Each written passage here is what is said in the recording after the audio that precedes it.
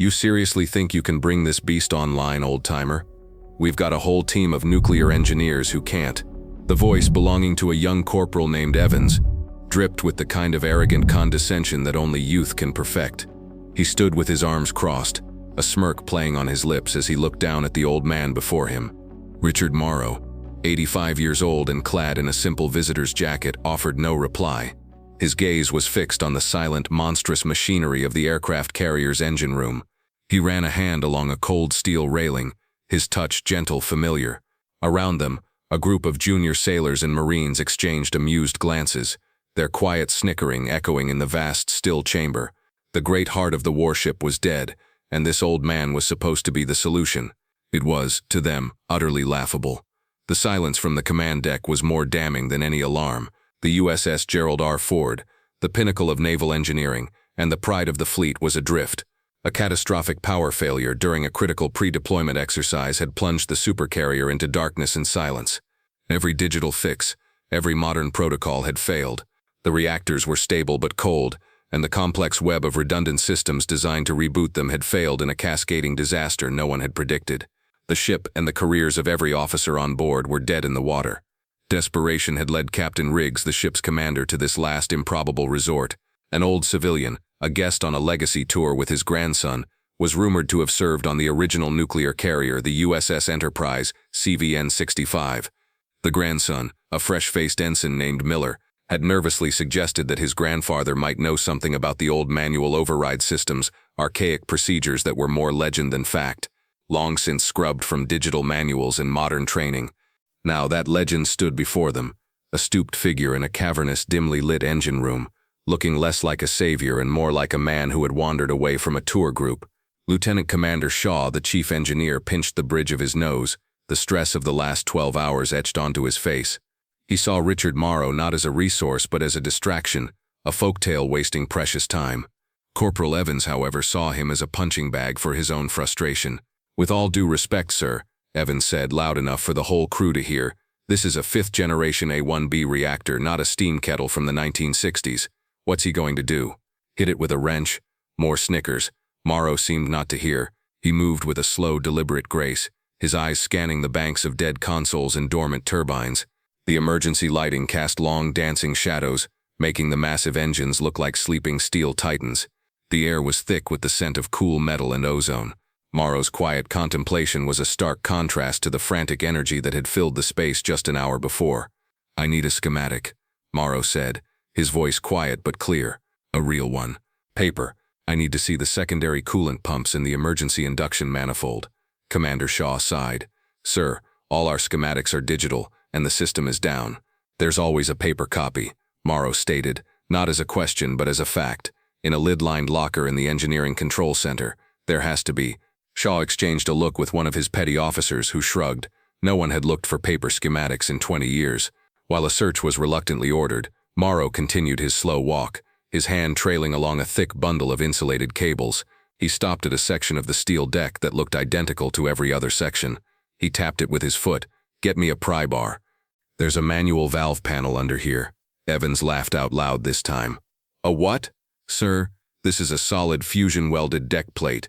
You're not going to find a secret hatch from some old spy movie." Morrow simply looked at him, his gaze steady, until the young corporal's laughter died in his throat. The old man's eyes, clear and blue, held a depth of experience that was unsettling. Ensign Miller, Morrow's grandson, watched from the edge of the room, his face burning with a mixture of pride and humiliation. He saw the genius in his grandfather, but all these experts saw was a senile old man. A sailor eventually returned with a heavy pry bar. To the utter astonishment of the engineering crew, when the bar was wedged into a nearly invisible seam and leveraged, a heavy plate of the deck groaned and lifted. Beneath it, nestled in a recessed compartment, was a series of large, grease-covered manual valves, their red handles coated in decades of dust. They were relics of a forgotten age of engineering. Evans stared, his mouth slightly agape. "No way," he muttered. "They never get rid of the basics," Morrow said softly, more to himself than to the crew. He knelt, his old knees cracking in protest, and studied the arrangement. He asked for a wrench, a pressure gauge, and a hardline telephone, the kind that drew power directly from the line itself. Each request was met with a growing sense of bewilderment. This was not in any manual. This was something else entirely. As Morrow began to work, methodically checking each valve, Evans's disbelief curdled back into suspicion. "Hey guys, get a picture for the museum," he whispered to his friends. World War II vet tries to fix a spaceship. The insult, though whispered, was sharp enough to cut through the tense quiet of the room. From the command deck, Captain Riggs's voice, strained and tinny, crackled over the emergency intercom. "Engineering status report. The Fleet Admiral is en route for a full systems review. I need something, Shaw. Anything." The mention of the Admiral added a new layer of pressure. Time was running out, and as Richard Morrow took a large red-handled valve in his wrinkled, calloused hands, the weight of a moment 60 years prior settled over him. His hands, now spotted with age, became young again, strong and sure.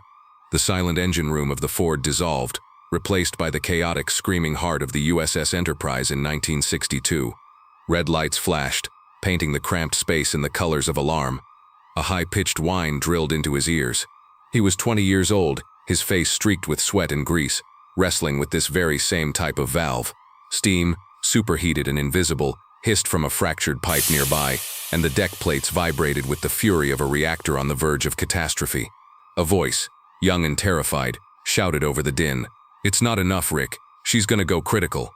The memory was not a story he told at parties. It was a visceral, terrifying blur of heat, noise, and the absolute certainty of failure. It was the moment he learned the difference between what the manual said was possible and what a man had to do to survive. He blinked, and the ghost of the Enterprise faded. He was back in the cold, quiet engine room of the Gerald R. Ford. His expression was placid, unchanged, but the audience of young, skeptical faces around him could not see the fire that had just been rekindled in his mind. He knew this machine, not because he had studied it, but because he had survived its ancestor. He knew the feel of the valve, the precise amount of pressure it could take before it sheared. His hands remembered. Ensign Miller could not stand it any longer. He had watched the barely concealed mockery from the ship's most elite technicians. He had seen the chief engineer, a man responsible for a billion-dollar vessel, offer his grandfather nothing but weary indulgence. The latest jibe from Corporal Evans, "Careful you don't break a hip, Pops," was the final straw. His grandfather was here to help, to offer a lifetime of experience that couldn't be downloaded to a tablet, and he was being treated like a doddering fool. Miller stepped back into the shadows of a massive conduit, his jaw tight with anger. He pulled out his personal phone. It felt like a betrayal of the chain of command, an act of desperation, but he couldn't let this continue. He had a number, given to him upon his commissioning by his grandfather, with a simple instruction: "Only use this if you're in trouble you can't get out of." He had never imagined this would be the circumstance. His thumbs flew across the screen, dialing the number. It was answered on the second ring by a crisp, professional voice. Admiral Thompson's office. Ensign Miller took a breath, keeping his own voice low but steady. "This is Ensign Miller. I'm on the USS Gerald R. Ford. My grandfather, Richard Morrow, is down in the engine room." He paused, listening to the condescending laughter from across the room. "They have a complete power failure, and they're treating him like a joke. Sir, he's the one they called for help." He delivered the final, crucial piece of information. He served under the Admiral, on the Enterprise. The line went silent for a moment, not the silence of dismissal, but the silence of sudden, focused attention. The name Richard Morrow had landed like a depth charge. "Stay right where you are, Ensign," the aide's voice returned, now sharp with a new urgency. "Do not let your grandfather leave that engine room. The Admiral is already en route to the carrier. I will relay your message to him directly." The call ended. A sense of impending justice settled over Ensign Miller. Above them, on the storm-tossed surface of the ocean, the cavalry had been alerted. While his grandfather continued to work, oblivious to the drama and surrounded by fools, the wheels of a great and terrible reckoning had begun to turn. Inside the vibrating cabin of a Seahawk helicopter, Admiral Thompson, a man whose 68 years were etched into a face that looked like it was carved from granite, stared out at the crippled silhouette of the USS Gerald R. Ford. He was on his way to oversee a disaster, to relieve a captain and gut a command staff. His aide leaned forward, shouting over the roar of the rotors, "Sir, a priority message from an Ensign Miller on the Ford. He says his grandfather is in the engine room, a Mr. Richard Morrow." The aide paused, letting the name hang in the air. "He says they served together, on the Enterprise." The Admiral's stoic mask shattered. A flicker of disbelief crossed his face, followed by a wave of recognition so profound it seemed to take the air from his lungs. "Morrow. Rick Morrow is on the Ford?" His voice, A low, gravelly thing that could make captains tremble was suddenly filled with a raw, forgotten emotion. "Get me Captain Riggs." On the bridge of the Ford, Captain Riggs took the priority call, his stomach clenching. He expected to be fired. The Admiral's voice boomed through the receiver, bypassing all pleasantries. "Captain, I understand you have a civilian in your engine room. A Mr. Richard Morrow." "Yes, Admiral," Riggs confirmed, his own voice sounding weak and thin. "A long shot. The engineering team is skeptical." Skeptical. The word was a thunderclap. The Admiral's tone dropped, becoming as cold and dangerous as the deep ocean beneath them. "Captain, let me be clear. The man you have in your engine room didn't just read the book on nuclear reactor manual, overrides. He wrote it. He wrote it with grease and sweat and guts during the '62 incident when he single-handedly prevented a core meltdown on the Enterprise with nothing but a wrench and a prayer. The man you are allowing your crew to mock is a living legend. You are to afford him every courtesy and any resource he requires. Is that understood?" The line went dead, leaving Captain Riggs in a stunned, horrified silence. The old man wasn't just a veteran. He was a hero. A hero his crew was, at this very moment, treating like an incompetent fool. The dramatic irony was a physical weight, crushing the air from the bridge. The audience above deck now knew the secret, while the antagonists below remained blissfully, dangerously ignorant. Back in the engine room, a low hum suddenly filled the air. A single bank of lights flickered on above a secondary control panel. Richard Morrow had successfully bypassed a series of burnt-out relays, coaxing the first spark of life back into the ship's veins. It was a small, staggering victory. It was also, to Corporal Evans, the last straw. He saw not progress but a dangerous, unsanctioned act. "What did you do?" he shouted, his fear manifesting as aggression. He strode forward, closing the space between them. "You can't just start rerouting power on a whim. You have no idea what you're doing." Even Commander Shaw, the chief engineer, was unnerved. This was chaos. It was outside any procedure, any protocol he had ever learned. "Sir, I'm going to have to ask you to step away from the console," Shaw said, his voice tight. "You're a civilian in a restricted area. This has gone far enough." But Evans pushed it past the point of no return. He reached out and placed a hand firmly on Richard Morrow's shoulder. "That's enough, old man. Let's go. We'll have the Master-at-Arms escort you topside. You're a security risk." The physical contact, the outright threat of arrest, was the ultimate act of arrogant overreach. Richard Morrow did not flinch. He didn't even turn his head. His eyes remained fixed on a pressure gauge that was, for the first time in 12 hours, slowly, steadily beginning to climb. "Son," he said, his voice still quiet but now as heavy as the hull of the ship itself, "take your hand off me." Before Evans could react, the main hatch to the engine room burst open with a deafening clang of steel on steel. The sound echoed through the vast chamber like a gunshot, freezing everyone in place. Captain Riggs stood in the opening, his face as white as a ghost. Flanking him were 2 United States Marines in full-dress uniform, their rifles held at a ceremonial yet intimidating present arms.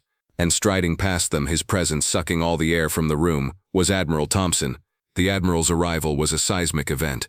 His eyes, like chips of ice, swept across the scene, taking in the shocked faces of the engineering crew, the hand of Corporal Evans on Morrow's shoulder, and the quiet dignity of the old man at the console.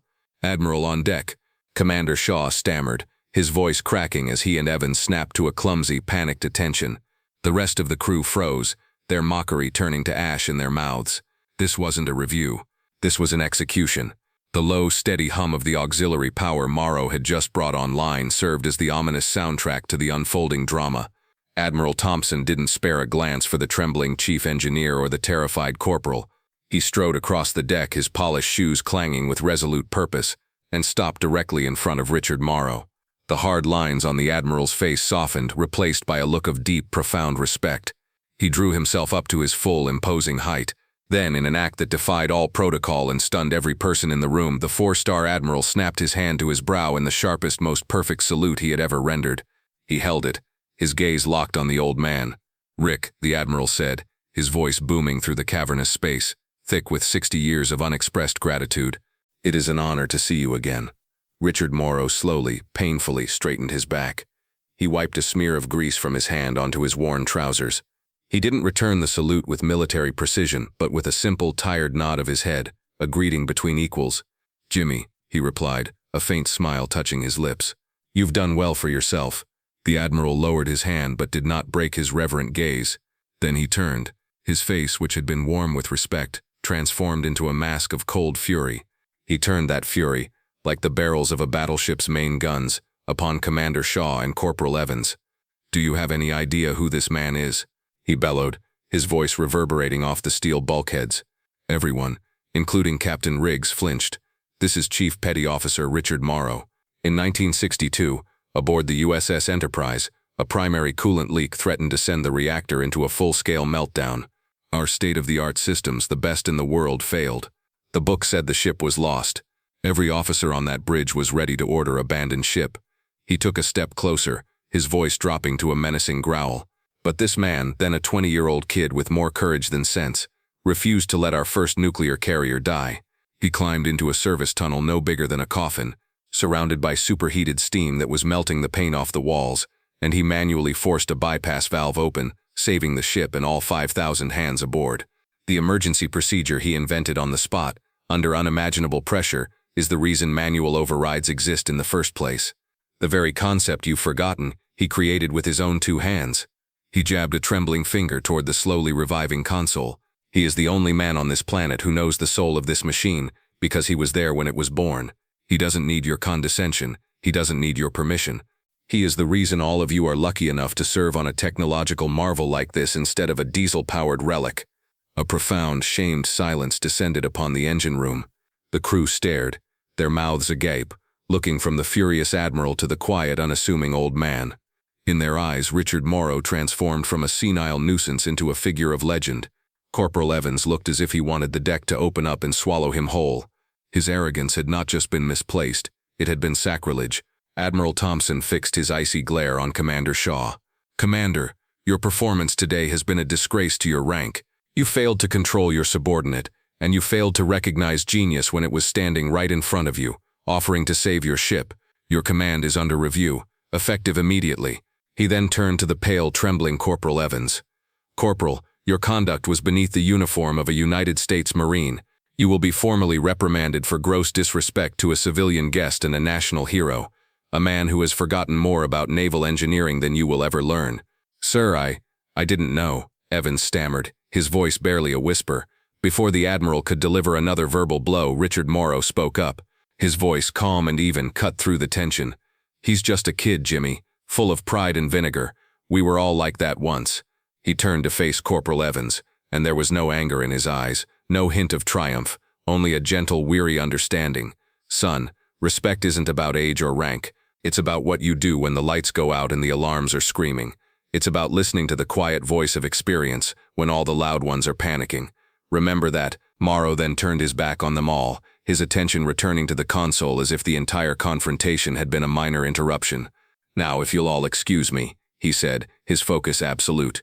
"I believe I was just about to restart the primary coolant loop." His graceful, quiet lesson, delivered without a trace of malice, was more punishing than any of the Admiral's rage. It left the young men standing in a state of profound and lasting shame. Morrow reached into his jacket pocket. He pulled out a small, worn object made of brass. It was a simple T-shaped valve key, its edges polished smooth by decades of anxious handling. As his fingers closed around it, the world flickered again. The flash of memory was not of terror this time, but of triumph. A much younger Morrow, his face grimy but his eyes bright, stood before the captain of the USS Enterprise. The crisis was over. The ship was saved. The captain took the key, still hot to the touch, from the reactor console and pressed it into Morrow's hand. "The heart of this ship is yours now, son," the captain had said, his voice thick with emotion. "You've earned it." The key was not a medal to be displayed, but a tool, a sacred symbol of responsibility and hands-on knowledge bestowed in a moment of ultimate trust. Back in the present, Morrow found a small, unmarked keyhole on the dormant console, a relic of analog design nearly invisible amongst the dead touchscreens. The brass key slid in.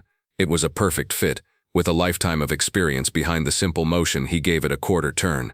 With the turn of that small brass key, the soul of the USS Gerald R. Ford roared to life. It was not a gradual awakening, but a sudden, violent resurrection. The main lights blazed on, flooding the engine room with brilliant white light. The massive turbines, silent for so long, began to spin with a deafening, magnificent crescendo of power. Every console, every screen, every light on every panel flashed green. A triumphant, unified cheer erupted from the assembled crew, a spontaneous explosion of relief and awe.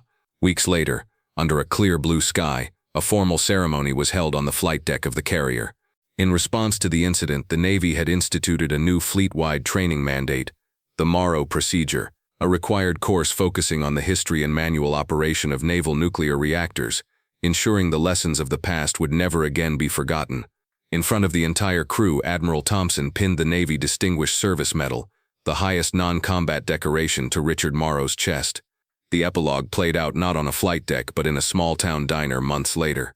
Corporal Evans, stripped of his swagger and humbled by his reprimand, sat nursing a cup of coffee.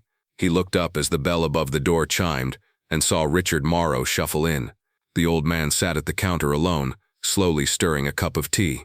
Evans watched him for a long moment. He took a deep breath, stood up and walked over. He stood there awkward and silent, until Morrow looked up. "Mr. Morrow, sir," Evans began, his voice quiet. "I just wanted to, well, the coffee's on me." Richard Morrow looked at the young Marine, and the same calm, gentle smile he wore in the engine room touched his lips. "Thank you, Corporal. Sit down. Tell me about yourself." In the quiet clatter of the diner, the young, chastened Marine and the unassuming hero began to talk, forging a new bond built not on rank or reputation but on a simple, hard-won lesson in respect. If you were moved by Richard Morrow's story of quiet courage, please like this video and share it with someone who respects our veterans. Subscribe to Veteran Valor for more stories of the heroes who walk among us.